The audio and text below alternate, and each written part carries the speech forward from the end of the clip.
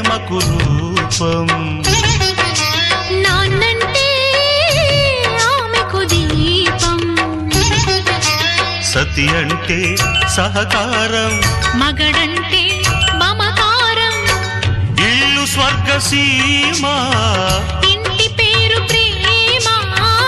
ఇల్లు స్వర్గసీమ, ఇంటి పేరు ప్రేమ. ఎన్నటిదో అనుబంధం, ఎదనిండా మకరందం. అమ్మంటే ప్రేమకు రూపం. నాన్నంటే